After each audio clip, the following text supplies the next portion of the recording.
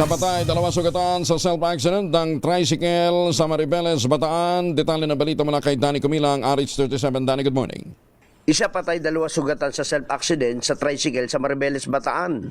Batay sa initial na investigasyon, ang naturang tricycle ay galing sa Barangay Alas Asin at patungong Barangay Sisiman, Maribeles, Bataan.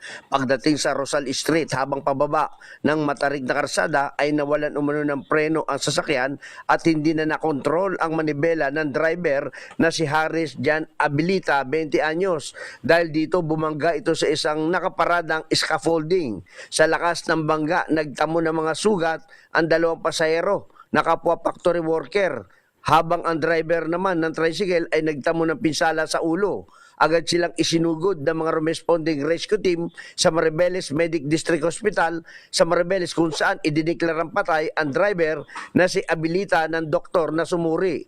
Ang tricycle ay nagtamo ng hindi pa matukoy na halaga na pinsala at kasalukuyan na sa kustodiya na ng Barangay Sisiman, Maribeles. Danny Cumilang, RH37, DCRH, una sa Pilipinas, una sa Pilipino. Maraming salamat, Danny.